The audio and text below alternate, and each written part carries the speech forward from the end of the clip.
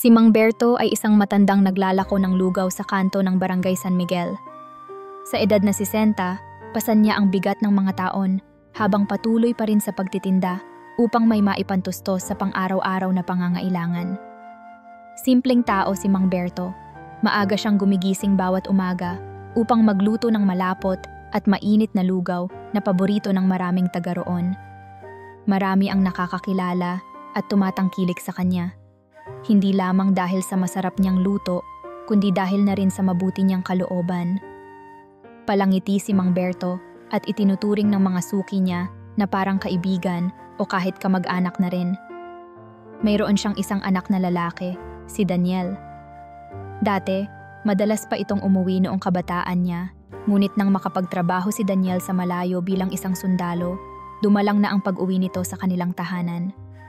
Lumaki si Daniel na minulat ni Mang Berto sa kahalagahan ng kasipagan at kabutihan. Mahalaga kay Daniel ang kanyang ama, subalit kinakailangan niyang maglingkod sa bayan, kaya't tinitiis niya ang lungkot at pangungulila, makapagbigay lamang ng mas magandang buhay para sa kanilang pamilya.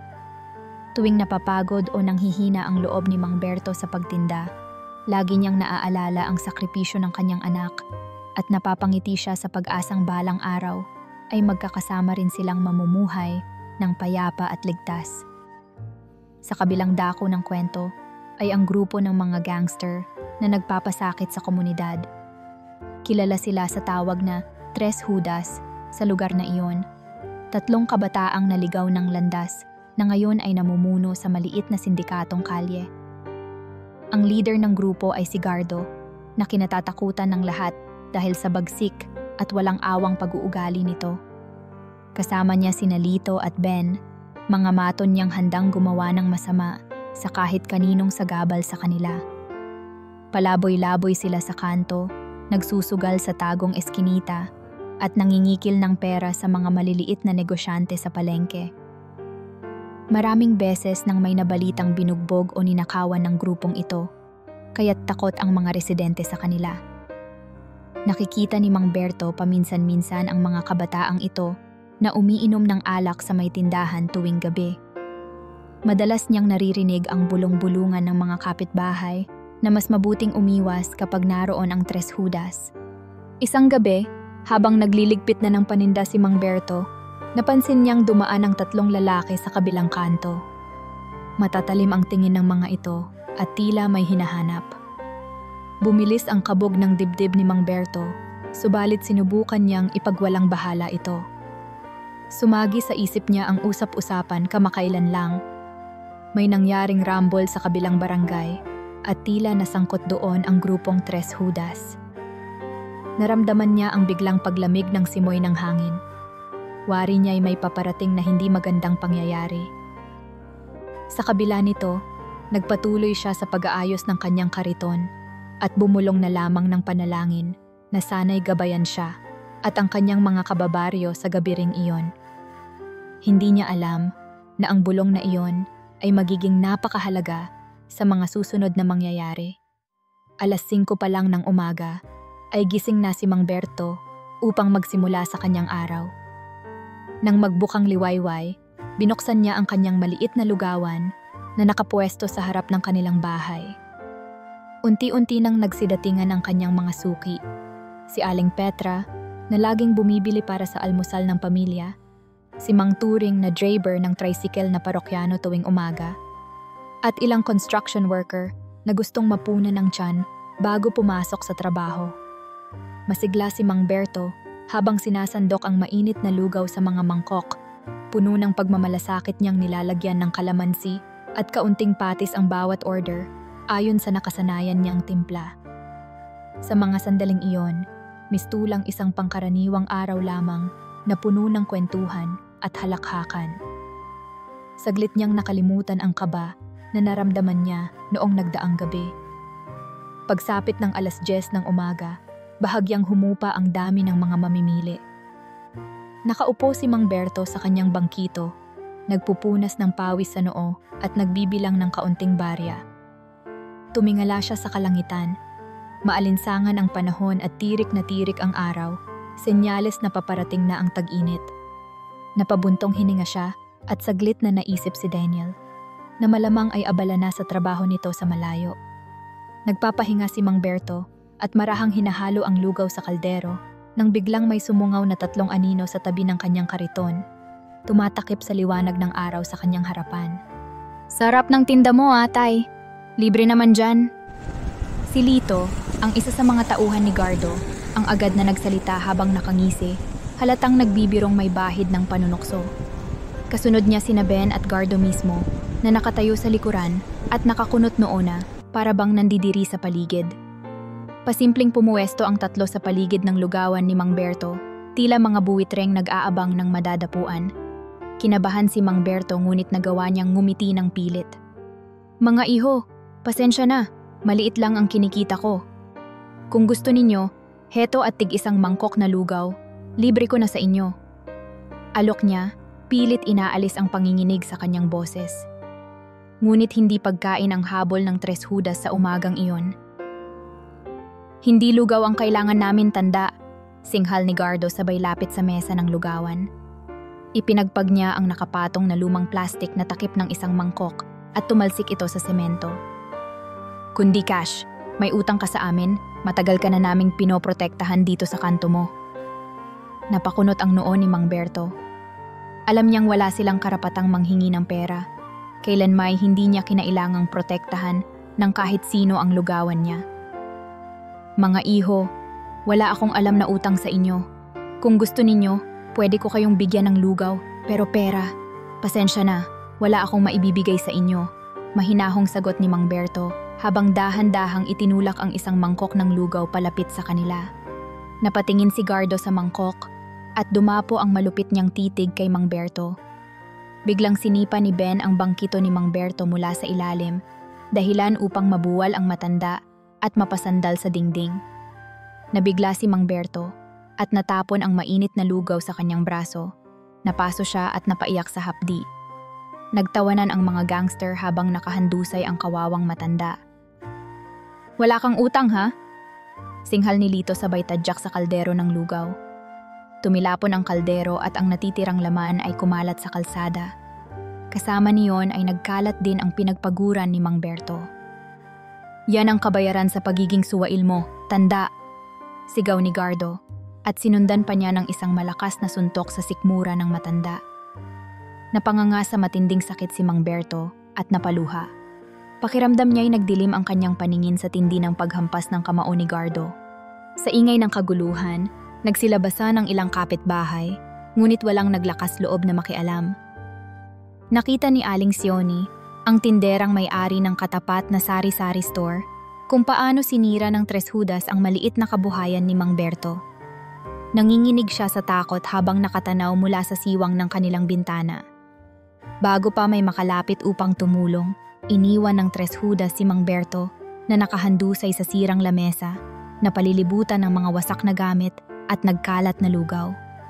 Nakangisi pa si Gardo habang papalayong naglalakad, itinaas ang kamay na parang nagwagi sa suntukan. "Walang magrereklamo! Tandaan niyo to! Kami ang batas dito!" Mariing sigaw niya bago tuluyang nawala ang 3 sa paningin ng mga kapitbahay.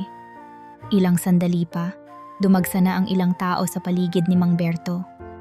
"Nay, dalhin na natin siya sa ospital," tarantang sabi ng isang nakakitang ale.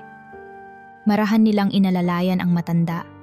Namumutla si Mang Berto at halos hindi makapagsalita sa sakit. Napahilig siya sa balikat ng isa sa mga kabataang tumulong bumuhat sa kanya.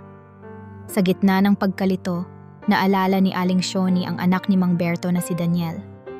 Mabilis niyang kinuha ang cellphone mula sa bulsa ng kanyang duster at tiningnan ang nakasulat na numero sa likod ng resibong ibinigay sa kanya ni Mang Berto noon para sa ganitong emergency. Nanginginig ang mga daliri ni Aling Sioni habang pinipindot ang numero ni Daniel. Sa mga sandaling iyon, sa kampo ng militar sa Timog, nag-vibrate ang telepono ni Daniel. Hindi niya alam na ang tawag na iyon ay babago sa takbo ng kanyang buhay. Sumaludo muna siya sa nakatataas, saka tumakbo patungo sa lumang teleponong nasa gilid ng barracks at sinagot ang tawag. 1 minuto lang ang lumipas, ngunit sapat na iyon para basagin ang kanyang puso sa narinig. Nanlaki ang mga mata ni Daniel, nanginginig ang kamay na mahigpit na hawak ang cellphone. Halos hindi siya makahinga sa balitang sinaktan at isinugod sa ospital ang kanyang ama. Sa kanyang isipan ay naglalaro ang imahe ng malagim na pangyayari.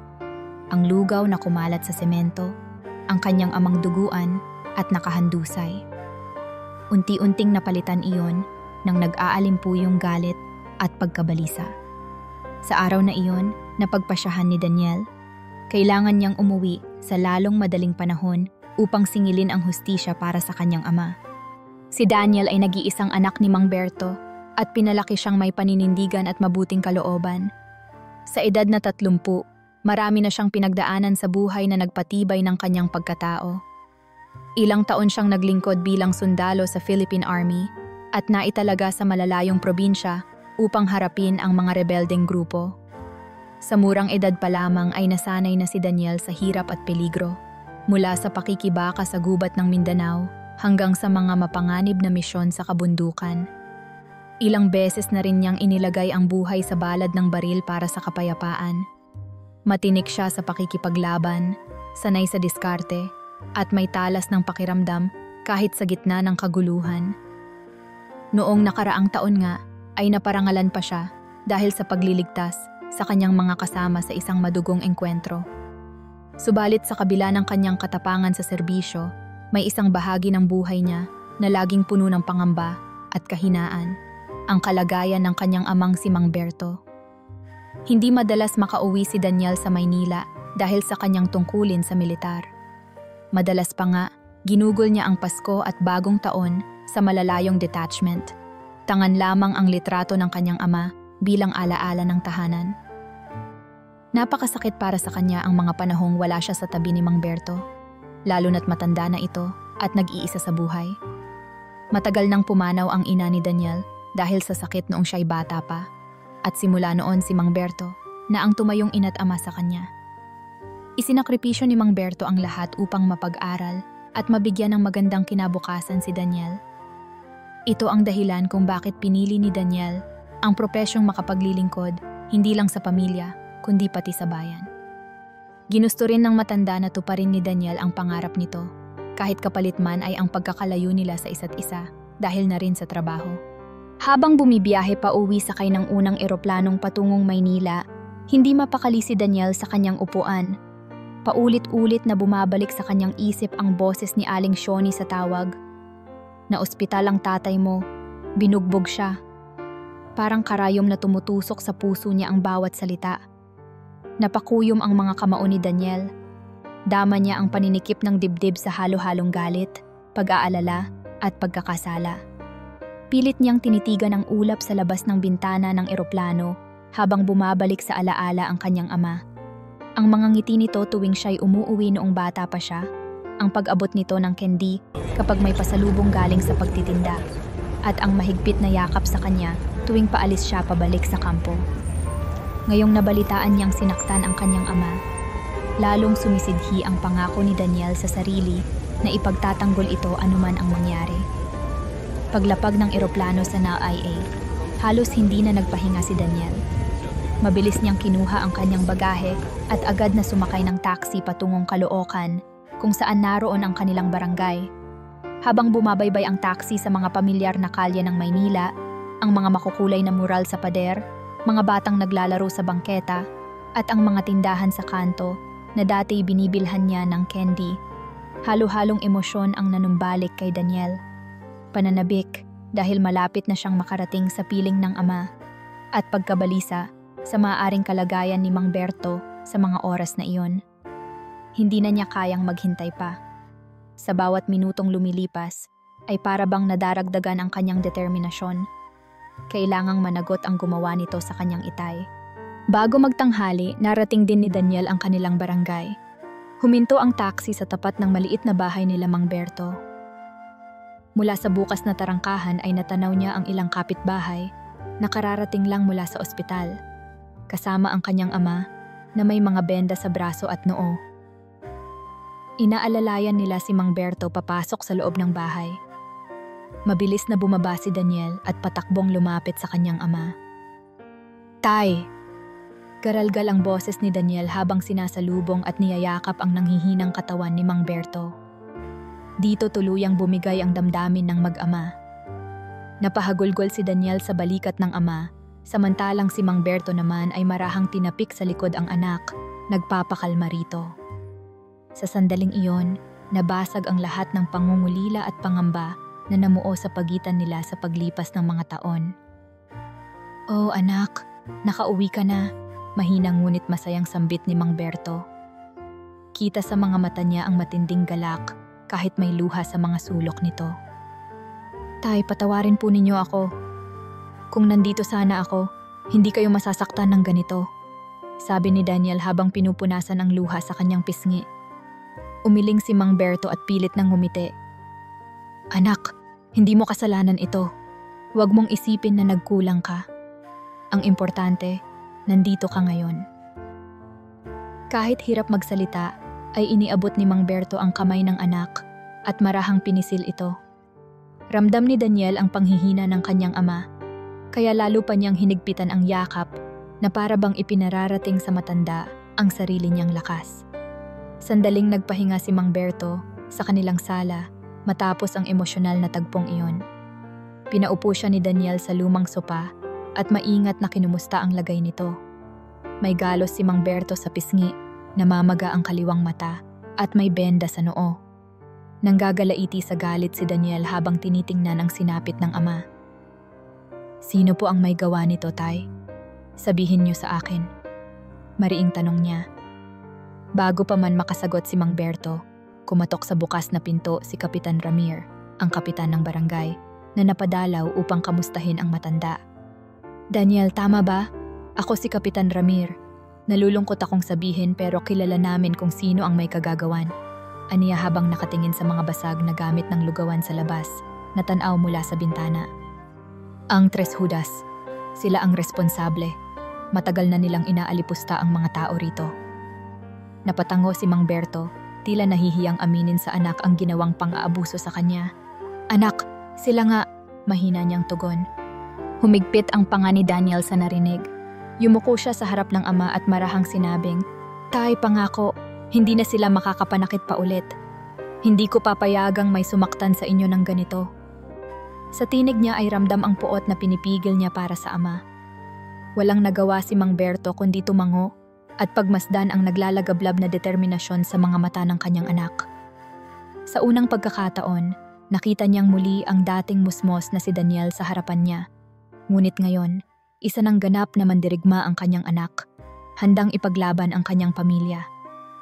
Sa isip ni Mang Berto, taimtim siyang nanalangin, nagabayan at protektahan ang anak sa nakaambang panganib na maaaring kaharapin nito. Matapos siguraduhing maayos na nakahiga si Mang Berto sa kanilang bahay at naipagbilin sa mga kapitbahay na bantayan muna ito, tahimik ngunit determinadong lumabas si Daniel ng bahay. Sa labas, tumambad sa kanya ang wasak na lugawan ng ama. Ang lamesa ay bali, ang kalderong pinaghirapan nitong pakuluan ng lugaw ay nayupi at nakataob sa lupa. Napapikit si Daniel at humugot ng malalim na hininga upang pakalmahin ang sarili. Ngayon lamang siyang nakauwi sa lugar na ito ulit, ngunit sa napakasakit na dahilan. Sa paglingon niya sa paligid, nakita niya ang takot at awa sa mukha ng mga kapitbahay na nakasaksi sa pangyayari. Subalit sa likod ng mga mukhang iyon ay may namumuong pag-asa. Pag-asa na baka sa wakas ay may tatayo laban sa mga nangaapi. Lumapit si Kapitan Ramir kay Daniel habang tinititigan nito ang mga nagkalat na gamit. "Daniel, mag-iingat ka. Alam kong nais mong panagutin ang Tres Judas, pero delikado sila. Nakapagsumbong na kami sa pulis, ngunit alam mo naman, minsan matagal ang responde." Babala ng kapitan habang marahang inilalagay ang kamay sa balikat ni Daniel. Tumango si Daniel ng may pasasalamat. "Salamat po, Kap, pero hindi ako mapapakali hanggat hindi ko nakikitang ligtas ang mga tao rito at ang aking ama. Sabihin niyo po, saan ba madalas naglalagi ang mga iyon?" Seryoso niyang tanong. Sandaling nagkatinginan ang ilang nanonood na kapitbahay, halatang nag-aalala sa maaaring sumunod na mangyayari. Sa huli, tumugon ang isang driver ng tricycle na kanina pa palinga-linga, bumulong. Doon sa may dating bodega sa likod ng palengke, madalas tumambay at mag-inuman ang mga yon. Dagdag niya mas mahina. Pero hiho, baka dapat antayin natin ang mga pulis. Nag-aalala ang tinig ng matanda. Hindi sumagot si Daniel at sa halip ay tinitigan ang direksyong itinuro ng driver. Alam niyang oras ang kalaban. Bawat saglit na lumilipas ay maaaring may iba pang mabiktima ang mga halang na taong ito. Kung sino man ang gustong manakit sa pamilya ko, haharapin ko. Bulong ni Daniel sa sarili, mariin ngunit mahina, habang nag-uumpisang humakbang palayo. Mabilis ngunit maingat niyang tinahak ang makitid na daan patungo sa lumang bodega. Napatitig ang ilang residente sa matikas na tindig ni Daniel habang papalayo siya. "Sino yun?" Usisa ng isang ale sa katabi. "Anak ni Mang Berto, sundalo yata." Sagot ng kakilala nitong nakakunot ang noo, ngunit bakas sa tinig ang pag-asa. Nagkatinginan ang mga tao at tahimik na nagdasal para sa kaligtasan ni Daniel. Alam nilang sa unang pagkakataon ay may haharap para ipagtanggol sila sa mga maton na matagal na nilang iniiwasan. Sa di kalayuan, narinig na niya ang maingay na halakhakan at tugtog ng radyo mula sa lumang bodega. Sumilip si Daniel mula sa kanto ng pader. Tama ang impormasyon, naroon sina Gardo, Lito at Ben, nagkakatuwaan habang may gin na iniinom at mani na pulutan sa ibabaw ng isang lumang kahon. Nakataas pa ang paa ni Gardo sa isang upuang plastik habang nagyayabang. "Hehe, yung matanda kanina, nagmakaawa pa. Akala siguro makakalusot siya sa paniningil ko eh. Pero ayos, naghasik tayo ng leksyon sa kanya." Tumawa si Ben. "Oo nga boss, ang lupit ng pagsipa mo, bagsak talaga siya. Baka hindi na yon magtitinda ulit sa takot." Umalingaw-ngaw ang halakhakan ng tatlo sa loob ng bakanting bodega. Nagdilim ang paningin ni Daniel sa narinig. Nanginginig sa galit ang kanyang mga kamay, ngunit pinigilan niya ang sariling sumugod ng bara-bara. Huminga siya ng malalim at humakbang papasok sa bukas na pintuan ng bodega. "Sayang, parang ang sarap nung lugaw. Ba't di nyo man lang ako tinirhan?" Malamig niyang sabi, sapat na malakas upang marinig ng tatlo. Biglang napatigil ang tawanan sa loob. Nagkatinginan sina Gardo at ang mga tauhan niya, gulat sa biglang paglitaw ng isang hindi pamilyar na lalaki sa pintuan. Uminit ang hangin sa loob ng bodega dahil sa biglang tensyon. "Sino ka?" sigaw ni Gardo. Sabay tayo mula sa kanyang upuan. Agad pumuwesto sina Lito at Ben sa magkabilang tabi ng leader nila, handang umatake kung kinakailangan. Marahang naglakad papasok si Daniel, hindi inaalis ang tingin kay Gardo. "Ako? Wala namang espesyal sa akin. Isa lang akong anak na naghahanap ng hustisya." Sagot niya. Mariing binibigkas ang bawat salita. Nakuha ni Gardo ang nais tukuyin ni Daniel. "Anak? Ikaw pala ang anak ni Mang Berto." Ani Gardo na may halong panunuya ang tinig. Ngumisi siya at sinukat si Daniel mula ulo hanggang paa. "Ang tapang mo ha, bilib ako't mag-isa kang sumugod dito," patuloy ni Gardo, sabay kindat kina Lito at Ben. "Wala akong pakialam kung ilan pa kayo," matatag na tugon ni Daniel. "Pagbabayaran niyo ang ginawa niyo sa tatay ko." Ramdam sa boses niya ang puot na pinipigil. Nagtawanan ng tatlo, tila ba nanunukso. "Narinig niyo yon mga pare?" Pasigaw na sabi ni Lito. "Pagbabayarin daw tayo. Baka hindi mo kami kilala, bata." Umiling si Ben at lumapit ng isang hakbang. Mukhang gusto atang sumunod ng lalaking to sa ospital Hindi natinag si Daniel sa mga panlalait nila.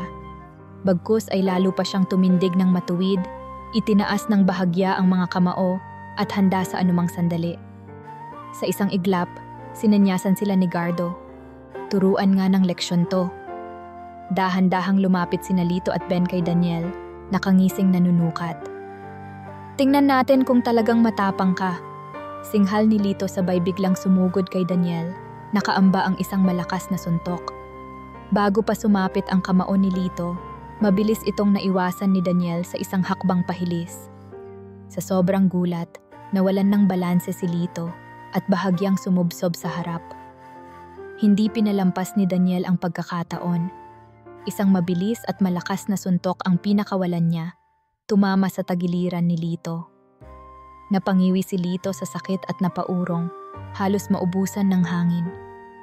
Bago pa muling makatindig ng tuwid si Lito, sinundan iyon ni Daniel ng isang sipa sa likod ng tuhod na tuluyang nagpabagsak kay Lito sa sahig. Nabitawan ni Lito ang batong hawak niya sanang ipampalo at gumapang ito palayo, takot na takot sa susunod pang atake. "Buwisit!"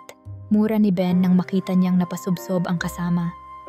Agad siyang sumugod mula sa kanan, may bitbit na balisong na kanina pa nakatago sa kanyang likod.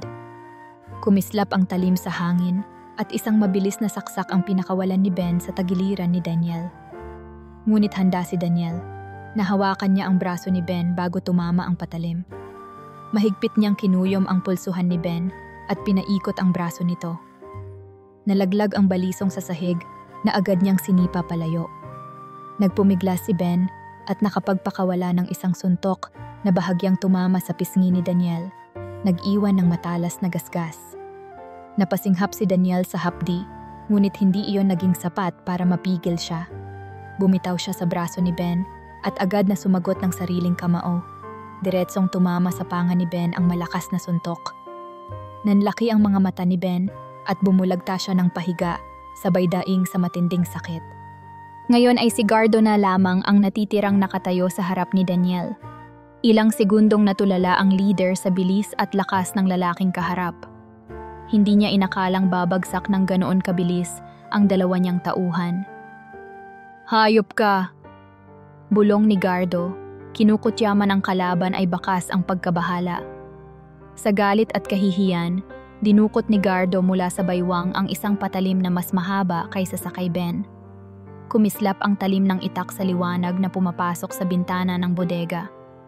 "Papatayin kita!" Sigaw ni Gardo at sumugod siya ng buong gigil kay Daniel. Nagpakawala si Gardo ng sunod-sunod na mababangis na hagupit gamit ang itak. Agad umatras si Daniel. Iniilag ang katawan sa bawat umaalong talim na tumutudla sa kanya. Nagtalsikan ang piraso ng kahoy mula sa mga kahong tinatamaan ng itak ni Gardo, imbes na sa laman ni Daniel. Mabilis at maliksi si Gardo sa paggamit ng patalim. Halatang bihasa rin siya sa basag ulo. Subalit mas sanay si Daniel sa ganitong laban. Nasalag niya ang isa sa mga paghampas at nang makakita ng puwang ay pinakawalan niya ang isang matinding suntok sa tagiliran ni Gardo. Napaaray si Gardo at napaatras, kumawala ang mahigpit niyang hawak sa itak. Nagpanting ang tainga ni Gardo sa kahihiyan. Hindi siya maaring magpatalo sa harap ng kahit sino, lalo na sa lalaking ito na ngayon lang niya nakilala. Sumugod siyang muli. Sa pagkakataong ito'y binitawan niya ang itak upang mas maiging masalag ang mga kamao ni Daniel. Nagpalitan sila ng mabibilis at malalakas na suntok. Dinig sa loob ng bodega ang bawat bugbog ng laman sa kanilang mga sapak. Magaling si Gardo. Ilang taon na rin siyang sanay sa rambol at kalsada. Ngunit iba ang estilo ni Daniel. Disiplinado ang bawat galaw at may diin ang bawat tama. Isang suntok ni Gardo ang tumama sa dibdib ni Daniel.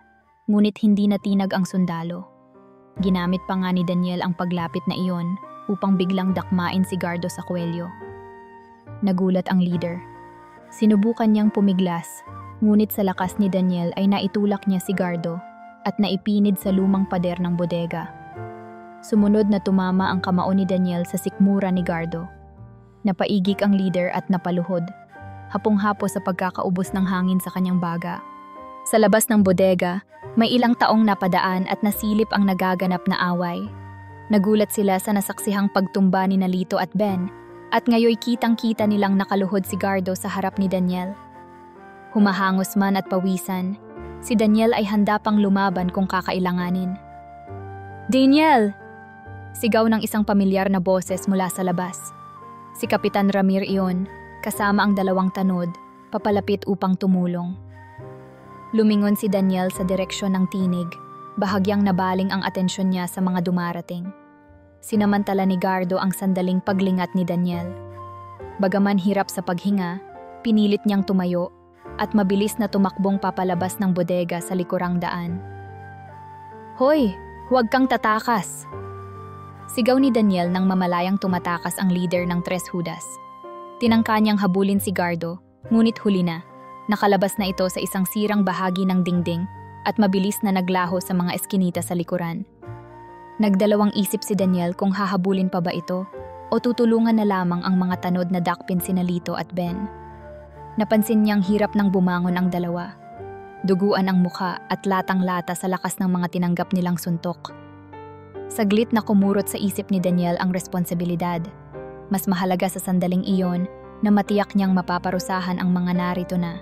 Hindi nagtagal, narating ni na Kapitan Ramir at ng mga tanod si Daniel. Agad nilang pinosas sina Lito at Ben na kapwa wala ng lakas para manlaban. Daniel, si Gardo, nakatakas, hingal na balita ng isang tanod. Mariing tumango si Daniel, pikit matang pinipigil ang pagkadismaya. Madilim sa likod at maraming lusutan, pero hindi siya makakalayo. Anya, pilit kinakalma ang sarili kahit kumukulo ang dugo niya sa pagtakas ng pinuno ng grupo. Habang inilalabas ng mga tanod ang nadakip na sina Lito at Ben, hindi maiwasan ni Daniel na titigan ang sariling mga kamao na may bahid ng dugo. Ito ang kauna-unahang beses na sumabak siya sa ganitong klaseng laban sa sarili niyang barangay. Iba pala ang pakiramdam ng pakikipaglaban para sa pamilya at mga kababayan. Mas matindi, mas personal. At sa kanyang puso, tumitibok ang isang pangakong hindi natupad sa gabing iyon.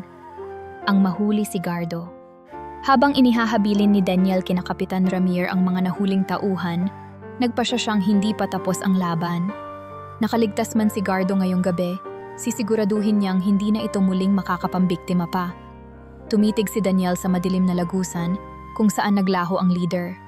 Sa sarili niya ay muli siyang nanumpa na hindi niya titigilan ang laban hanggat hindi lubusang napapanagot ang ulo ng grupong ng abuso sa kanyang ama. Hapon na ng araw na iyon. Matapos ang matinding sagupaan sa bodega, sinigurado ni Daniel na maayos na maiproseso ng mga awtoridad sina Lito at Ben. Dumating ang mobile patrol ng pulisya upang kunin ang dalawa at dalhin sa presinto. Bago pa man sila isinakay, natanaw ni Daniel ang halong takot at kahihiyan sa mga mata ng mga nahuling gangster. Nabasag na ang tapang ng grupong minsang naghari sa kanilang lugar. Subalit hindi pa tapos ang kanyang misyon. Malaya pa si Gardo at hanggat hindi ito napapanagot, hindi pa makakamit ni Mang Berto at ng buong barangay ang inaasam na hustisya. Nagpasya si Daniel na maglibot sa paligid at kausapin ang mga residente tungkol sa nangyaring pag-atake sa kanyang ama. Bitbit niya ang determinasyong makakalap ng sapat na ebidensya at testimonya upang tuluyang makulong ang mga salarin. Lumapit siya sa ilang tindero at tindera malapit sa lugawan. Tahimik at halata sa mukha nila ang pag-iwas habang siya'y papalapit. Magandang hapon po, magalang na bati ni Daniel sa isa sa kanila.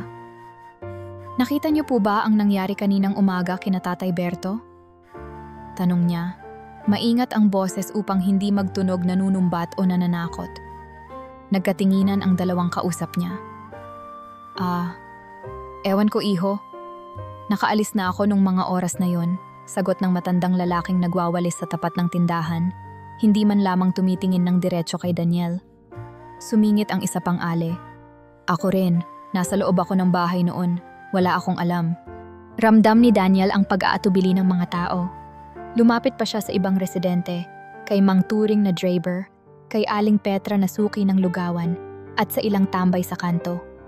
Iisa ang tugon nila, mga iwas na sagot, pailing-iling, o mabababaw na palusot.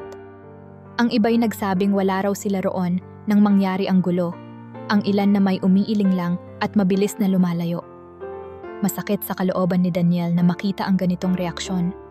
Nauunawaan niya ang kanilang takot. Matagal silang sinindak ng Tres Judas at takot silang madamay kung gagawa sila ng aksyon laban dito. Subalit kailangan may tumayo at magsalita para kay Mang Berto at sa iba pang nabiktima. Sa gitna ng katahimikan ng mga tao, nanindigan si Daniel sa maliit na plaza ng barangay. Mga kababayan, pakinggan niyo po ako. Malakas ngunit magalang niyang panawagan. Unti-unting tumigil ang ilang naglalakad at nakikinig. bagamat ang iba'y patuloy na umiwas ng tingin. Naiintindihan ko po ang takot ninyo. Matagal din akong nawala rito, pero alam ko ang pagdurusa nyo sa kamay ng mga taong walang habag. Si Tatay Berto, ang ama ko, ay muntik nang mamatay sa kagagawan nila. Kung mananahimik tayo ngayon, tuluyan na nilang iikutin sa atin ang kanilang gusto at mawawala ang ating kapayapaan. Lumalim ang tinig ni Daniel habang ipinapahayag ang laman ng kanyang loob.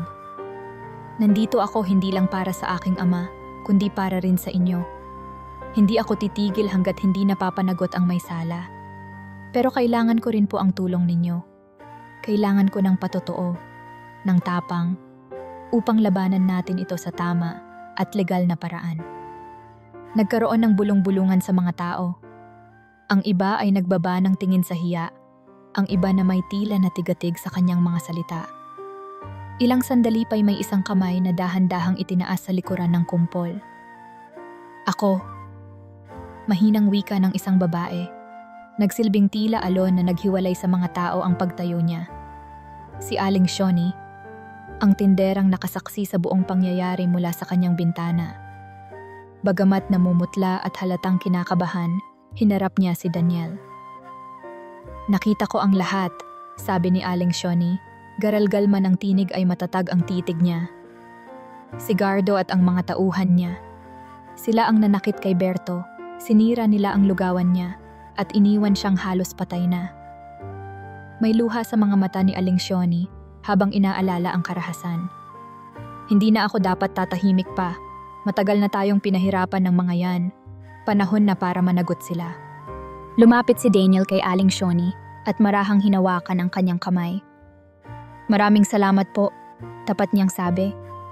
Hindi po kayo magsisisi. Poprotektahan namin kayo at sisiguraduhin natin na makakamit ni Mang Berto ang hustisya. Tumango si Aling Shoni habang pinupunasan ng luha. Sa paglabas ng saksi, nagkaroon ng kaunting sigla ang ibang nanonood. May ilang nagpalakas ng loob at lumapit. Nag-alok na sila man ay magbibigay ng pahayag sa pulisya tungkol sa mga kalokohan ng Tres Judas na nasaksihan nila noon. Unti-unti, ang takot ay napalitan ng pag-asa. Habang nag-uusap sina Daniel at ang mga residente, sa isang tagong sulok ng barangay ay may namumuong balak na kabaligtaran ng kanilang hangarin. Si Gardo, duguan pa ang laylayan ng damit at may pasa sa pisngi, ay nagtatago sa abandonadong barong-barong ng isang kakilala. Kanina pa naglalaro sa isipan niya ang mga nangyari. Naisahan siya ni Daniel. Isang kahihiyan na ngayon lang niya natikman sa buong panahon ng kanyang pagiging siga. Sa isang sulok ng barong-barong ay sinipa ni Gardo ang tumpok ng basura sa galit. Hindi pwede to. Hindi pwedeng ako ang matalo, anya sa sarili habang nagsisindi ng mumurahing sigarilyo upang pakalmahin ang nerbiyos. Subalit hindi galit lamang ang nararamdaman ni Gardo. Naroon din ang takot na hindi niya maitagong nanginginig ang kanyang mga kamay habang naiisip ang mga suntok na inabot niya kay Daniel. Lumapit ang isa sa natitira niyang tauhan, si Boyet, isang payat ngunit tusong lalaki na dati nilang kasamahan sa gawain. Siya na lang ang nalalabing kaalyado ni Gardo ngayon. Boss Guards, paano yan? Nahuli si Nalito at Ben. Siguradong kakanta ang mga yon sa presinto. Bulong ni Boyet. Bakas ang pag-aalala sa muka. Suminghap si Gardo at bumuga ng usok. Tangina, hindi sila kakanta. Walang aamin. At kahit umamin, may kilala ako sa presinto. Hindi rin sila makukulong ng matagal kung walang maglalakas loob tumestigo. Matigas na sagot ni Gardo. Pilit nang ngumisi kahit natatakot sa loob. Alam din niyang may punto si Boyet. Posibleng may magsalita laban sa kanila. Kailangang may gawin tayo, boss. Dagdag ni Boyet na napapalingalinga sa paligid, takot na baka may makakita sa kanilang lungga. Baka puntahan ka ng sundalong yun. Matalim ang titig ni Gardo, kumislap sa anino ang nanlilisik niyang mga mata. Si Daniel? Hindi niya ako kilala, pero kilala ko na siya ngayon. Marahang hinimas ni Gardo ang nabaling ilong na dulot ng suntok ni Daniel. Ramdam pa rin niya ang kirot ng bawat ataking inabot niya. Hindi siya titigil, Boyet. Kaya kailangan tapusin ko na siya bago pa tuluyang mapahamak tayo. Binalikan ni Gardo sa isip ang itsura ni Daniel, ang tindig nitong batak sa training, at ang mga kamaong nagpabagsak sa kanya. Ngayon lang siya nakaramdam ng ganitong pangamba mula nang pasukin niya ang buhay na ito. Ngunit sa halip na sumuko, ay lalo lamang umigting ang kanyang pagkadesperado. "Boss, anong plano?" usisan ni Boyet. Mabilis na dinukot ni Gardo mula sa bulsa ang isang baril, kalibre 38 na revolver na itinatago niya para sa kagipitan. Kinuha niya ang kamay ni Boyet at ipinatong doon ang malamig na bakal. "Alam mo na ang gagawin," malamig na utos ni Gardo. Nagtakang tumingin si Boyet sa kanya. "Bakit ako, boss? Anong utos ko, sundin mo?" Madiin na putol ni Gardo. "Abangan mo yung gagong yun mamaya. Oras na dumaan siya sa lugar na madilim. Alam mo na, tapusin mo na yan. Babangungutin tayo pag di natin naunahan." Wala nang nagawa si Boyet kundi tumango, kahit na namumutla siya sa kaba. "Sige, boss," anya. Pakiramdam niya ay pinapasan na niya ang sariling hatol ng kamatayan. Alam niyang delikado ang ipinagagawa ni Gardo, ngunit mas delikado para sa kanya kung susuwayin niya ang siga. "Ayusin mo, ha?" Singhal ni Gardo sabay dungaw sa bintana ng barong-barong. Tinitiyak kung ligtas pa siyang manatili roon. Palubog na ang araw. Nalalapit na ang oras ng paghihiganti na binalak niya. Sa isip ni Gardo, walang puwang ang kabiguan sa pagkakataong ito. Kailangan niyang mapatahimik si Daniel bago pa dumami ang kakampi nito. At kung kailangang dumanak muli ang dugo ngayong gabi, handa siyang gawin ito. Huwag lamang siyang mawala sa trono ng takot na matagal niyang pinagharian. Nagpaalam si Daniel kina Kapitan Ramir at sa mga kapitbahay bandang alas 8 ng gabi matapos maihanda ang formal na salaysay ni Aling Sioni para sa pulisya. Ihahatid pa sana siya ng ilang tanod pa uwi, ngunit magiliw siyang tumanggi. Ayaw niyang mag-alala pa ang mga ito para sa kanya. Gusto rin niyang ipakita sa lahat na kumpiyansa siyang ligtas na ang gabi. Sa oras na iyon, tahimik niyang tinahak ang daan pauwi sa kanilang bahay kung saan naghihintay ang kanyang ama.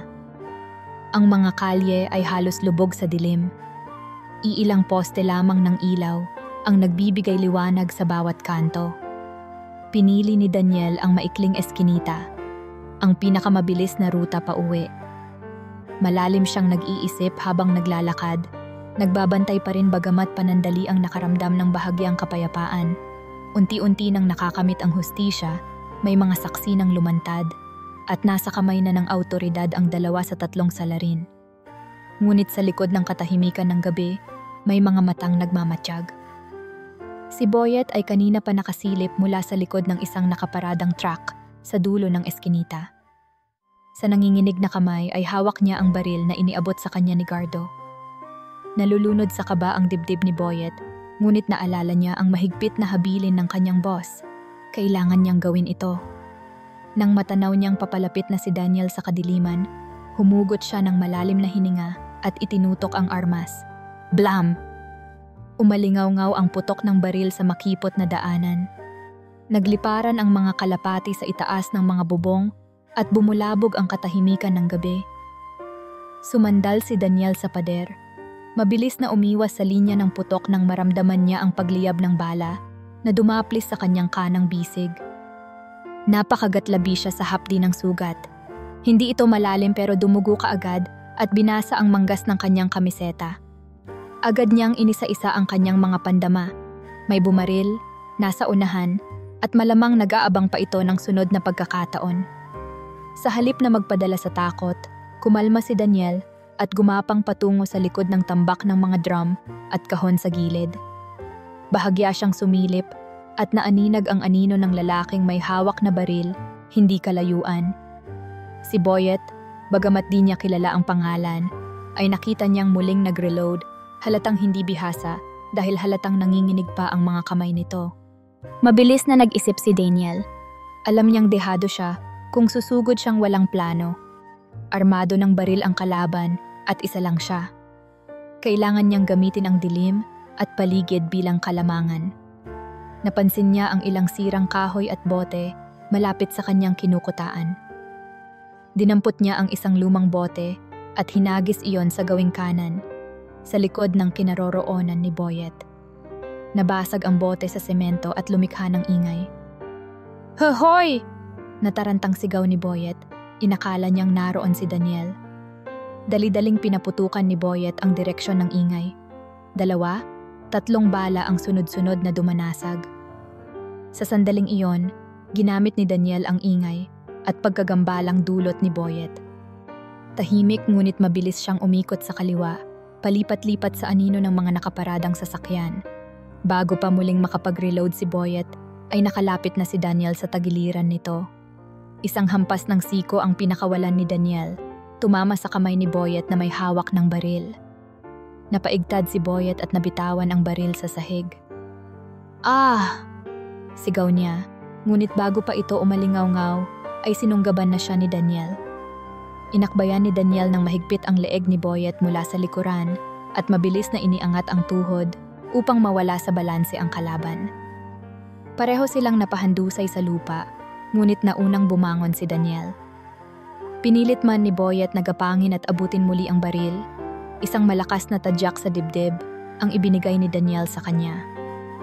Napahiga si Boyet at naibuga ang hangin sa baga sa lakas ng tama. "Huwag ka nang pumalag," madiin ngunit pigil ang galit na sabi ni Daniel habang nakatayo sa ibabaw ni Boyet. Nanginginig at nanlalabo ang mga mata ni Boyet. Sige na, suko na ako." Pagsusumamo niya, sabay taas ng 2 kamay tanda ng pagsuko. Kita ni Daniel ang matinding takot sa mukha nito.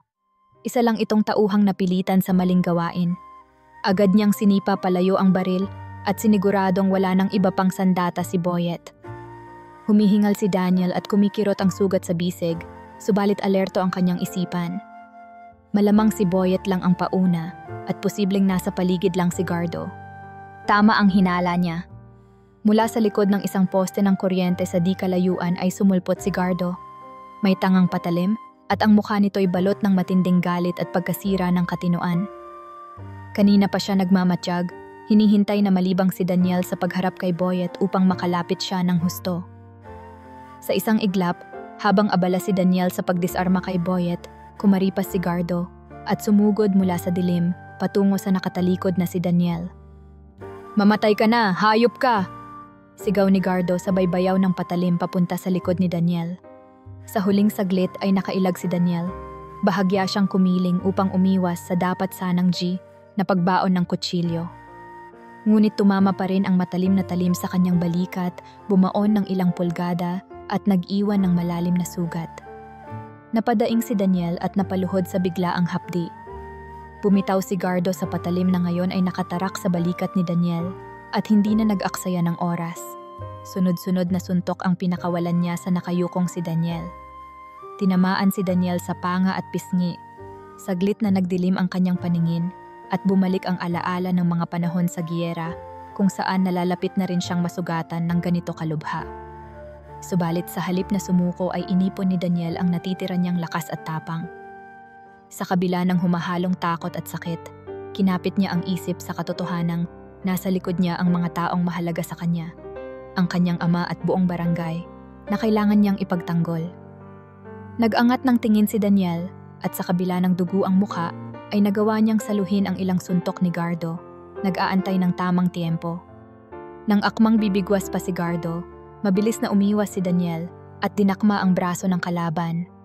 Sa isang mahusay na joint lock na natutunan niya sa pagsasanay, mabilis na pinihit ni Daniel ang bisig ni Gardo at narinig ang impit na daing ng huli nang ito ay mawala sa ayos. Sa isang iglap, tinamaan ni Daniel ng siko ang mukha ni Gardo. Rinig ang tunog ng pumutok na labi o baka ngipin ng leader. Napaatras si Gardo, bumagsak ang isang braso at ngayoy puro dugo ang bibig. Pero sa tindi ng galit ay sumugod pa rin siya, paika-ika ngunit nagpapakawala ng isa pang suntok. Muli siyang nagpakawala ng isang mabilis na kanan. Nasangga ito ni Daniel at bumuelo siya ng isang malakas na uppercut na tumama diretso sa panga ni Gardo.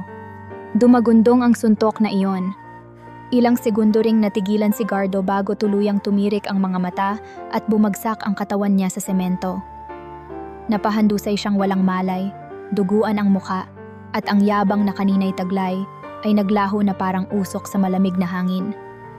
Si Daniel naman ay napaupo, hawak ang sugatang balikat at habol ang hininga.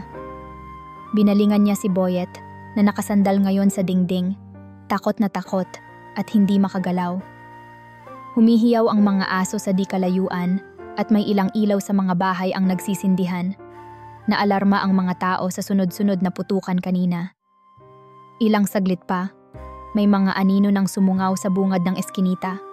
Mga tanod at kalalakihang kapitbahay na naalarma sa putok. Bitbit ang mga flashlight at pamalo, maingat silang lumapit. "Daniel! Anak! Ayos ka lang ba?" Boses ni Kapitan Ramir ang umalingaw-ngaw, bakas ang pag-aalala. Agad niyang nilapitan ang nakasandal sa pader na si Daniel at inalalayan ito. "Sigardo, nakatakas siya." Nanghihinang sambit ni Daniel. Dinig ang pagkadismaya at pagod sa boses niya habang nakatingin sa bakanting pwesto kung saan dapat nakahandusay si Gardo. Napalingon ang isang tanod at nakita ang bakas ng dugo sa sahig papunta sa karimlan sa likod bahay. "Dumaan siya rito. Dali, baka kaya pa nating habulin." Sigaw ng tanod at ilang kalalakihan ang kumaripas ng takbo, sinusundan ang bahid ng dugo sa dilim. Susubukan pa sanang tumayo ni Daniel para sumunod, ngunit pinigilan siya ni Kapitan Ramir. "Huwag na, hijo. Sugatan ka na ng husto," anito habang pinipisil ang balikat ni Daniel upang pigilan ang pag-agos ng dugo. "Hayaan mo na sila. Kailangan mong magpagamot." Wala nang nagawa si Daniel kundi isandal ang sarili kay Kapitan Ramir. Ramdam niyang umiikot ang paligid sa bawat pintig ng sugat sa balikat at katawan. Maya-maya, narinig na niya ang sirena ng isang paparating na ambulansya at patrol ng pulis.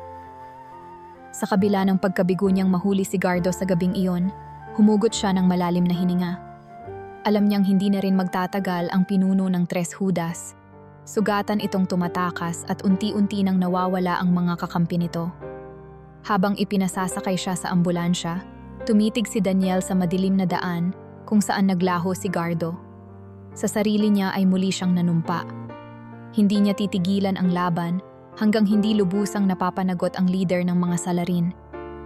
Maliwanag na ang kalangitan nang magkamalay si Gardo sa isang masukal na bakanting lote sa labas ng barangay. Masakit ang buo niyang katawan. Maaga ang kaliwang pisngi, may malaking hiwa sa tagiliran na binalutan lang niya ng pinunit na tela at ang kanang braso niya ay halos hindi maikilos mula sa pinsalang tinamo sa laban. Pilit niyang itinayo ang sarili, pasuray-suray na naglakad papunta sa lilim ng isang sirang barong-barong. Doon muna siya nagkubli habang ang kanyang isipan ay nagbalik tanaw sa mapapait na nakaraan. Sa bawat pintig ng kanyang mga sugat, naaalala ni Gardo kung paano nagsimula ang lahat, kung bakit siya naging ganito. Lumaki siya sa parehong barangay na iyon, ilang kanto lang ang layo sa lugawan ni Mang Berto. Ngunit ang kabataan niya ay malayong malayo sa naging buhay ni Daniel. Si Gardo ay lumaking puno ng abuso at kawalan ng pagmamahal.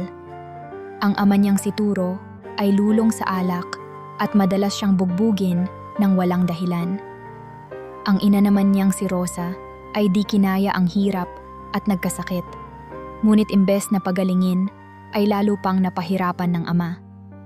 10 taong gulang lamang si Gardo nang mamatay ang kanyang ina isang gabi matapos ang matinding pambubugbog ni Turo. Hindi malimutan ni Gardo ang gabing iyon, ang mga sigaw ng kanyang ina, ang dugo sa sahig ng barong-barong at ang halakhak ng lasing na ama habang tinatawag na walang silbi ang kanyang humihingalong asawa. Sa isang iglap, kumislap ang matinding galit sa puso ng batang Gardo. Dumanak ang luha sa pisngi niya, ngunit hindi takot ang kanyang naramdaman, kundi matinding poot. Nang bumagsak ang ina sa sahig, nakahugot si Gardo ng isang lumang tubo at buong puwersang hinataw sa ulo ang lasing na ama mula sa likod. Bumagsak si Turo sa tabi ng katawan ni Rosa. Nanginginig si Gardo sa kanyang ginawa. Iniwan niyang walang malay, marahil patay, ang kanyang ama at tumakbo palabas ng barong-barong. Walang nakakita sa ginawa niya. Sa isip ng mga kapitbahay, si Turo ang pumatay sa sariling asawa at pagkatapos ay tumakas. Wala nang bumalik para alamin pa ang sinapit ng kanyang ama. Kinupkop si Gardo ng isang malayong kamag-anak, ngunit ilang buwan lang ay pinagtrabaho na siya nito bilang tagahugas ng pinggan sa palengke imbes na pag-aralin. Dumanas ng matinding gutom at pagod si Gardo sa murang edad. Sa mga panahong iyon, may iilang taong naawa sa kanya. Kabilang na si Mang Berto, na minsang nahuling nagnanakaw si Gardo ng lugaw sa kanyang kariton. Imbes na saktan o isumbong, pinakain at pinangaralan pa siya ng matanda. Naalala pa ni Gardo ang sinabi sa kanya ni Mang Berto, "Anak, kapag kumapit ka sa kabutihan, may bukas pang naghihintay sa iyo." Saglit na nagulumihanan ang batang Gardo noon. Marahil iyon ang unang beses na nakaramdam siya ng init ng malasakit mula sa iba. Ngunit kinain ng sistema si Gardo. Mabilis siyang tumakas mula sa pangangalaga ng kamag-anak at namuhay sa lansangan. Natuto siyang magnakaw para mabuhay, natutong makipagbasag ulo para hindi siya apihin. Bawat araw sa kalye ay naging digmaan. Digmaan para sa laman ng tiyan at para sa respeto. Nakulong pa siya sa bahay ampunan para sa kabataan ng ilang ulit dahil sa pagnanakaw at rambol. Doon lalo siyang naging mapusok. Natutunan niyang walang kakampi ang mahihina. Kaya paglabas niya sa bahay ampunan sa edad na 18, sinimulan niyang buuin ang sariling grupo, ang Tres Judas. Sa wakas, nakatikim si Gardo ng kapangyarihang hinahangad niya, ang katakutan at sundin ng iba. Kasama sina Lito at Ben, na kapwa niya nakasalamuha sa lansangan, ginamit nila ang dahas upang makuha ang gusto, pera, alak, aliw, at ang paggalang na nakukuha sa maling paraan. Pinanindigan ni Gardo ang pagiging hari ng kanto. Subalit ngayong umaga, sa unang pagkakataon sa mahabang panahon, ay nakilala ni Gardo ang takot na matagal niyang binaliwala. Habang nagpapagaling siya sa kanyang taguan, naisip niya si Daniel, ang anak ni Mang Berto na hindi man lang niya pinansin noon. Kilala niya ito dati bilang yung anak ng magtitinda na matalino at laging pinupuri ng mga guro. Nakikita niya si Daniel noon na laging may baong pagkain at malinis ang damit papasok sa eskwela. Minsan na niyang kinainggitan ang batang iyon, lalo na't alam niyang mahal na mahal ito ng kanyang ama. Buti pa siya, naalala niyang nasabi sa sarili nang minsang masilayan niya si Mang Berto na sinusundo si Daniel mula sa paaralan habang siya na may nagbubuhat ng mga kahon sa palengke. Habang tumanda, ay tuluyan na ring nawala sa isip ni Gardo ang mag-ama. Naging abala siya sa bisyo at barkada. Hindi niya inakala na makakalaban niya ang batang iyon pagdating ng araw. At ngayong hinarap siya ni Daniel bilang isang ganap na mandirigma, nayanig ang mundo ni Gardo. Halos hindi makapaniwala si Gardo sa mga nangyari kagabi. Sa bawat bugbog na tinamo niya mula sa kamay ni Daniel, ay tila nabasag ang matagal niyang ilusyon na siya ang pinakamalakas at walang makakagapi sa kanya. Ngayon, takot ang nararamdaman niya.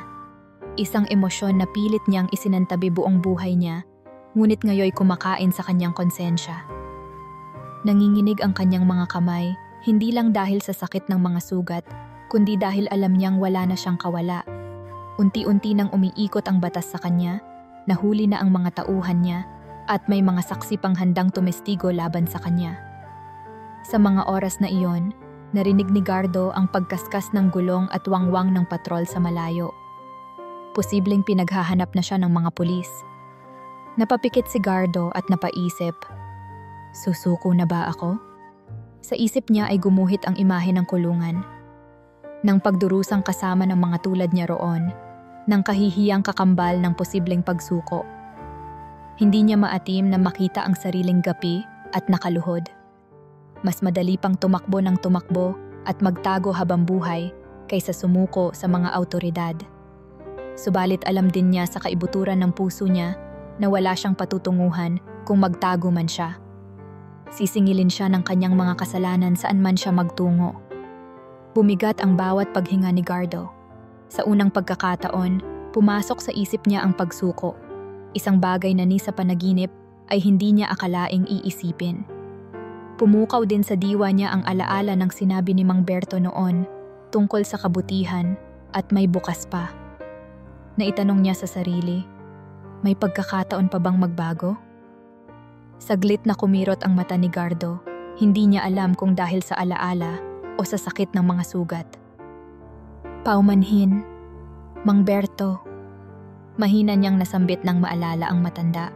Ang taong hindi siya sinukuan ng kabaitan kahit pa sinuklian niya ito ng karahasan.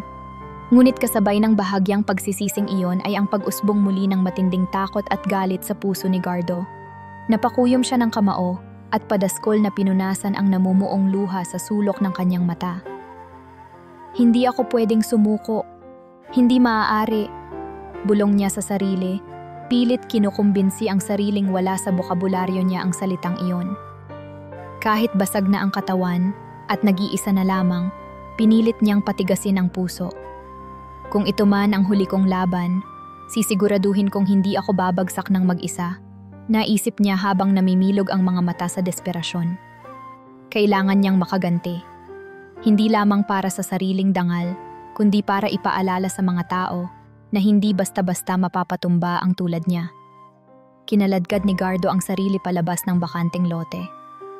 Tinitigan niya ang umagang unti-unting nagliliwanag sa silangan. Alam niyang sa oras na iyon, maaaring nasa ospital o nasa bahay si Daniel na nagpapagaling at si Mang Berto na labis niyang napinsala ay naroon din. Kumidlat sa isipan ni Gardo ang isang balak na nagpagapang ng lamig sa kanyang katawan. Lalabanan niya muli si Daniel.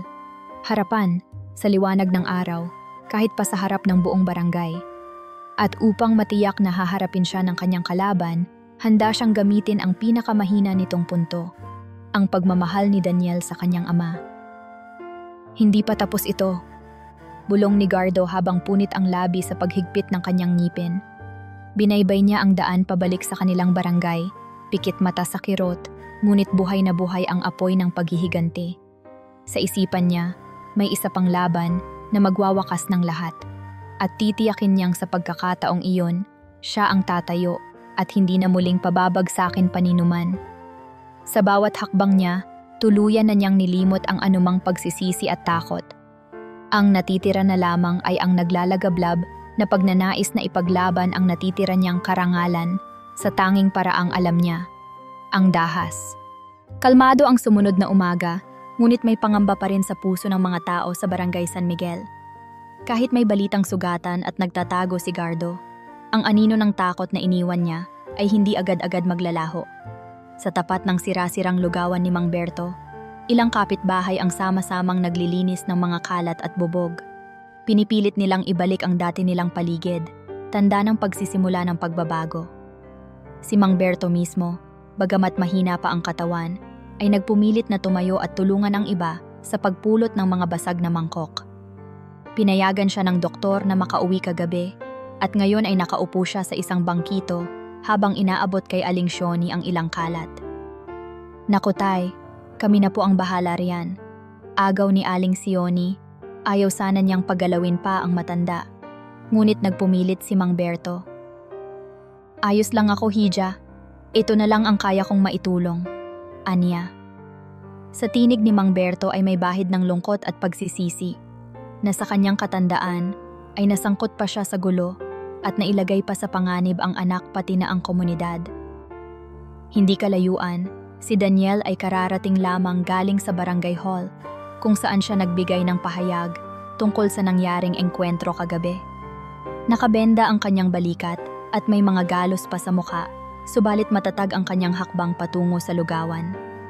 Bumungad sa kanya ang tanawin ng nagkakapit-bisig na mga kapitbahay at ang kanyang ama na nakaupo roon. Napangiti ng bahagya si Daniel. Unang beses niyang nakita ang ganitong pagtutulungan at pagbangon ng mga taga rito. Para sa kanya, isa itong senyales na unti-unti nang bumabalik ang tapang at pag-asa ng komunidad. Ngunit ang saglit na paghinga ng mag-ama at ng buong barangay ay biglang naputol sa isang malakas na sigaw. "Berto, Daniel!" Parang kidlat na nagliyab ang mga pangalang iyon sa hangin. Lumingon silang lahat sa pinagmulan ng tinig. Si Gardo, duguan, at nanlilisik ang mga mata, nakatayo sa gitna ng kalsada, ilang metro lang ang layo. Hawak niya ang isang mahabang patalim na kumikinang sa sikat ng araw. Halos hindi makapaniwala ang ilang residente. Ang iba ay napaatras at napaawang ang bibig sa gulat at takot. Paanong nakabalik pa si Gardo? Hindi ba't sugatan itong tumakas? Ngunit heto siya ngayon, basag-basag man ang katawan at hirap sa pagtayo, naglalagablab pa rin ang puot sa kanyang mukha. Labas, Daniel! Harapin mo ako! Sigaw ni Gardo na umalingaw-ngaw sa buong kanto. Napatindig si Mang Berto mula sa pagkakaupo sa gulat at pag-aalala sa itsura ni Gardo. Dahan-dahang lumapit ang siga sa grupo. Hinihindian ng patalim ang sino mang sumubok lumapit. Lumayo kayo! Banta niya sa ilang kapitbahay na nagtatangkang protektahan si Mang Berto. Itinuro ni Gardo ang patalim kay Mang Berto. Ikaw, tanda, malakas ka pa bang manindig dyan? Animoy demonyong nakangisi si Gardo. Tingnan natin kung maililigtas ka ng anak mo ngayon.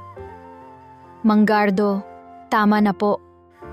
Lakas loob na pakiusap ni Kapitan Ramir, nakararating lang at napahinto sa gilid. Sumuko ka na. Nasa ospital si Daniel, hindi mo na kailangan.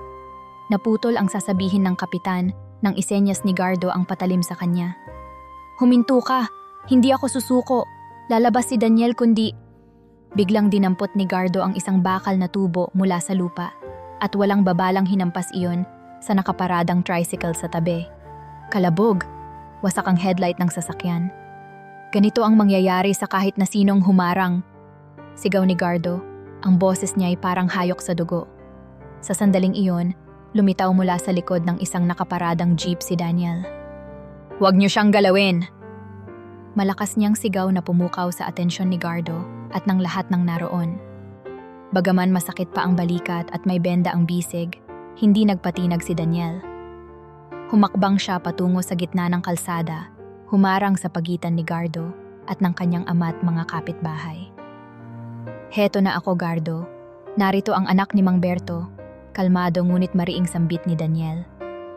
Bitiwan mo ang armas mo at huminahon ka. Tapusin na natin ito nang walang madugong mangyayari. Pinilit ni Daniel na panatilihing matatag ang boses sa kabila ng pag-aalala niya para sa ama. Ayaw niyang may ibang madamay, lalo na't naroon si Mang Berto. Ngunit sa kalagayan ni Gardo ngayon ay hindi na siya nakikinig sa katwiran. Walang matatapos hanggat hindi kita nadudurog, sundalo. Sigaw ni Gardo at bigla siyang sumugod kay Daniel, iwinawasiwas ang patalim. Daniel, anak, mag-ingat! Sigaw ni Mang Berto na pinigilan ni Naaling Sioni sa tangkang paglapit. Nagtagpo ang bakal na kutsilyo at ang bisig ni Daniel na itinaas niya upang sanggahin ang atake. Kumalabog ang talim sa matigas na benda ng braso ni Daniel. May nakalagay palang maliit na piraso ng metal sa loob ng benda bilang panangga. Isang kakaibang paghahanda na natutunan niya mula sa digmaan. Napanganga si Gardo nang hindi bumaon ang patalim sa braso ni Daniel. Sinamantala iyon ni Daniel. Sinipa niya ng malakas ang sikmura ni Gardo. Sapul ang leader at napaatras ito, halos matumba, ngunit naalalayan pa ang sarili. Nagsimula na ang huling sagupaan sa pagitan ni Daniel at Gardo sa harap ng buong barangay. Nagliyab ang araw sa tindi ng aksyon, sunod-sunod ang palitan ng mga atake. Hawak ni Gardo ang patalim at tubo, habang si Daniel naman ay walang sandata kundi ang sariling mga kamay at paa, at ang determinasyong protektahan ang kanyang ama at mga kapitbahay. Nag-anguluhan si Gardo at muling pinalasap ang galit sa bawat galaw. Hinataw niya ng tubo si Daniel na naiwasan naman ng huli sa isang mabilis na pag-ilag. Sumunod na inundayan ni Gardo ng saksak ang tagiliran ni Daniel. Mabilis na naitukod ni Daniel ang bisig niya upang harangin ito, ngunit sa pagkakataong ito'y dumulas ang talim at tumama sa tagiliran ng kanyang tiyan. Napasinghap ang ilang nakasaksi, tinamaan si Daniel. Napaatras si Daniel at napahawak sa kanyang tagiliran. May dugo ng tumulo mula sa sariwang sugat. Daniel! Napasigaw si Mang Berto sa pag-aalala, ngunit pinigilan siyang muli ni na Kapitan Ramir at Aling Sioni. Nakangisi si Gardo habang iwinawagayway ang dugo ang patalim. Akala mo kung sino kang magaling? Anya, hingal man ay bakas ang kasiyahan sa kanyang mukha nang makitang nasugatan si Daniel. Ngayon, makikita nilang kaya kitang pabagsakin. Ngunit hindi natinag si Daniel sa sugat na yon. Sa isip niya, mas matitinding pinsala pa ang napagdaanan niya sa digmaan at hindi niya hahayaang manaig ang kasamaan sa sarili niyang tahanan. Pinagdiinan niya ang kamay sa sugat upang pigilan ang pagdurugo at muling humanda sa pakikipaglaban. Hindi mo pa rin naiintindihan, Gardo, ani Daniel, mahina ngunit dinig sa katahimikan ng mga nanonood. Hindi ang pagpapahirap sa iba ang sukatan ng tunay na lakas, kundi ang kakayahang itama ang mali. Putres ka! Buong galit na sigaw ni Gardo at muling umatake. Nagpatuloy ang kanilang sagupaan. Umiilag si Daniel sa bawat ulos ni Gardo at nagpapakawala naman ng sariling mga suntok kapag nakakita ng pagkakataon. Tumama ang isang suntok ni Daniel sa panga ni Gardo, ngunit nakabawi ang huli at naihampas ang tubo sa hita ni Daniel. Napinsala rin ang tuhod ni Gardo ng isang mabilis na sipa mula kay Daniel. Para silang dalawang mabangis na hayop na nagtatagisan sa gitna ng kalsada.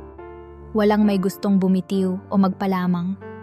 Wala ring maglakas loob na lumapit dahil sa bilis ng mga pangyayari at sa panganib ng palaso at bakal. Sa kabila ng pagod at mga sugat, ramdam ni Daniel ang unti-unting paghina ni Gardo. Humihingal na ito at ang mga dating masiglang galaw ay bumabagal dahil na rin sa mga natamo niyang pinsala. Maging si Daniel ay nakakaramdam ng hilo at panghihina, subalit pinatatag siya ng kanyang layunin. Sa isang bugso ng lakas, nagpang-abot muli ang dalawa. Nailagan ni Daniel ang isa pang hampas ng tubo at sa wakas ay nasunggaban niya ang braso ni Gardo na may hawak na patalim. Isang matinding dagok ng siko ang pinakawalan niya sa pulsuhan ni Gardo, dahilan para mabitawan ng huli ang patalim na tumilapon sa tabi. Kasabay nito, isang malakas na tadyak sa tuhod ang ibinigay ni Daniel mula sa gilid. Napadaing si Gardo at sabay nilang nabitawan ang tubo na gumulong palayo sa daan. Ngayon ay kapwa walang sandata ang dalawa. Dumanak ang dugo mula sa tagiliran ni Daniel at si Gardo na may halos hindi na maihakbang ng maayos ang isang paa. Ngunit wala pa rin sa kanilang bumibitiw. Isang ubos lakas na suntok ang pinakawalan ni Gardo. Tumama sa panga ni Daniel at nagpayanig sa kanyang paningin. Sumuray si Daniel, ngunit bago pa makapagdiwang si Gardo, ay muling sumugod ang sundalo at buong puwersang ibinato ang kamao sa mukha ni Gardo. Isang uppercut na sinundan pa ng isa pang suntok sa sikmura. Sunod-sunod, ibinuhos ni Daniel ang naiipon niyang galit at determinasyon sa kanyang mga kamao. Napanganga si Gardo sa matinding mga tama. Ang huling kombinasyon ay tuluyang nagpaluwa ng dugo mula sa kanyang bibig. Sa huling pagkakataon, nagpakawala si Daniel ng isang ubos lakas na suntok na tumama sa pisngi ni Gardo. Kitang-kita ng mga nanonood ang pag-igkas ng panga ng leader sa tindi ng impact. Para iyong eksena sa pelikula, tumilansik ang dugo at laway mula sa bibig ni Gardo habang unti-unting bumibigay ang kanyang mga tuhod. Bago pa man siya tuluyang bumagsak sa semento, sumalo sa kanyang mga bisig ang dalawang matapang na residente mula sa likuran. Sina Mang Turing at Canestor, ngayon lang nakahanap ng lakas ng loob para kumilos. Agad nilang iniangkla ang mga bisig ni Gardo upang hindi na ito makapalag.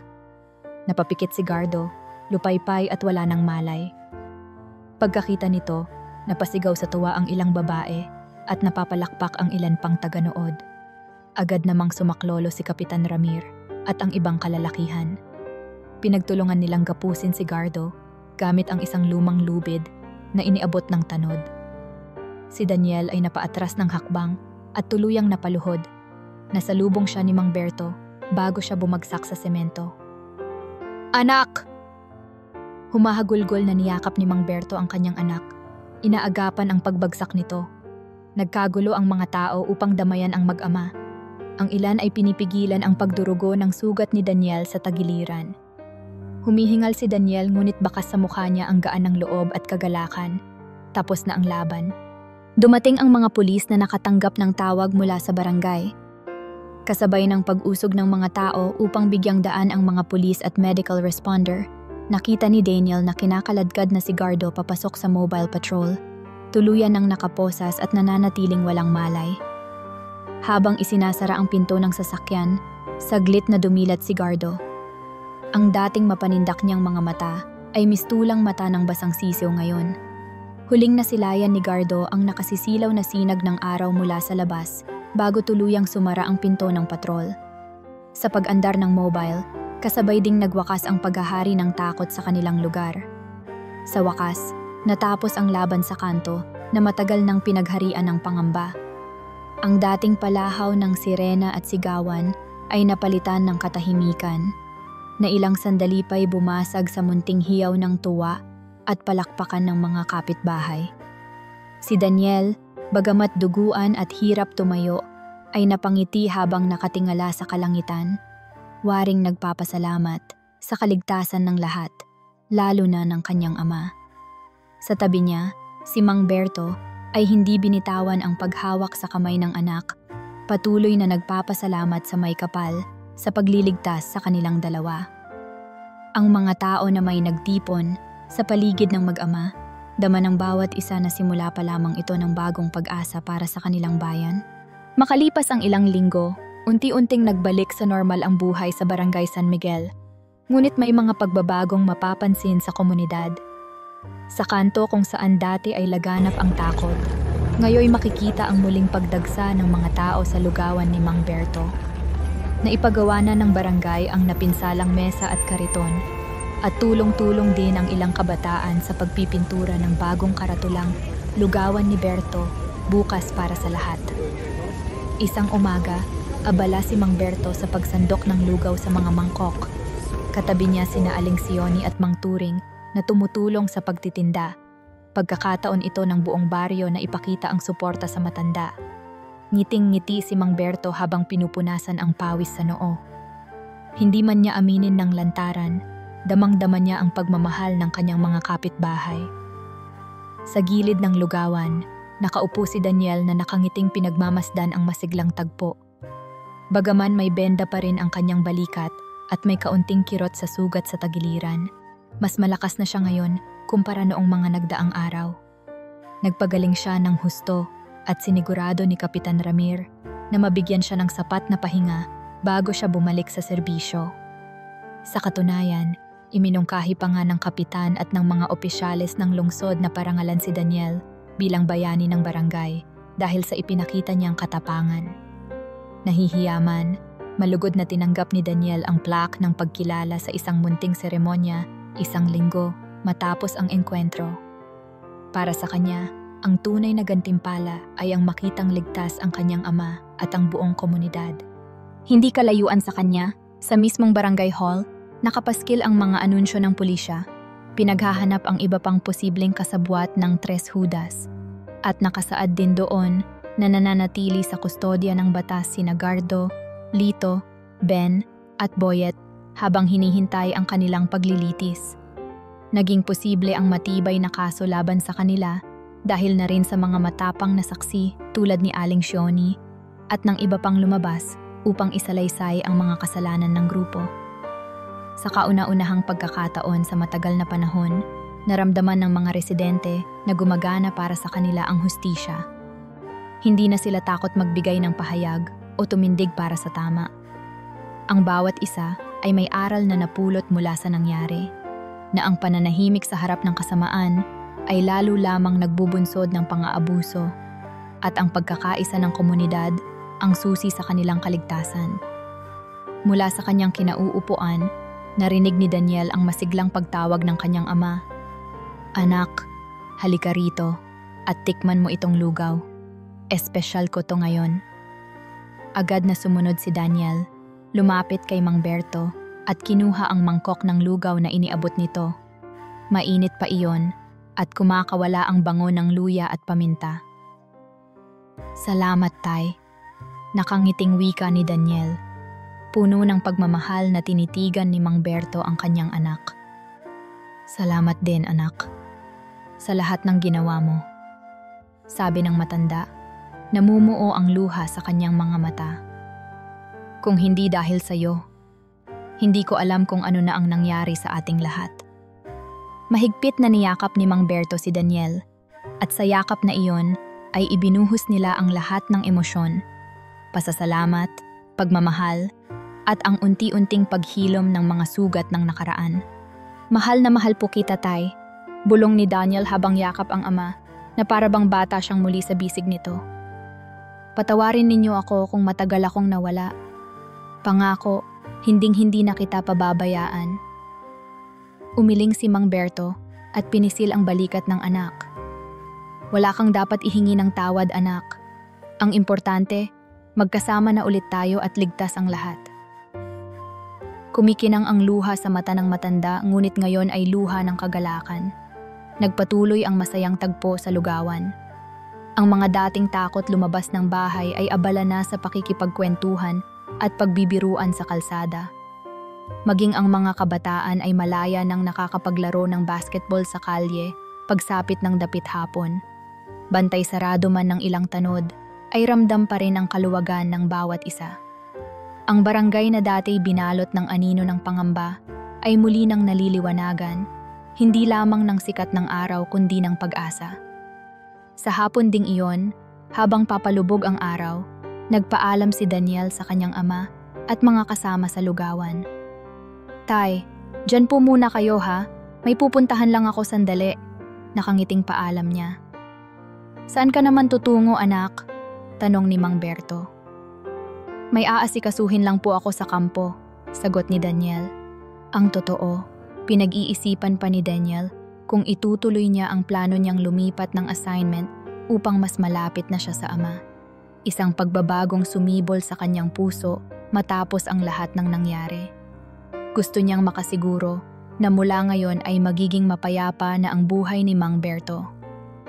Bago tuluyang lumisan, muli niyang sinulyapan ang paligid, ang mga ngiti ng mga bata, ang masayang halakhakan ng mga tinderang nagkukwentuhan, at ang kalmadong mukha ng kanyang ama. Ito ang lugar na pinangako niyang poprotektahan. Tumindig si Daniel ng matuwid, huminga ng malalim, at sumaludo ng tahimik sa watawat ng Pilipinas na nakawagayway sa tapat ng barangay hall. Sa kanyang puso, naroon ang katuparan ng hustisya at ang simula ng pagbabago. Ang kanto kung saan nanalasa ang karahasan ay naging simbolo ngayon ng katatagan at pagkakaisa. At ang mag-ama, sina Mang Berto at Daniel, ay humakbang papasok sa isang bagong yugto ng kanilang buhay. Tanga ng aral na ang tunay na lakas ay nasa pagkakapit-bisig at sa pagmamahal ng pamilya at pamayanan.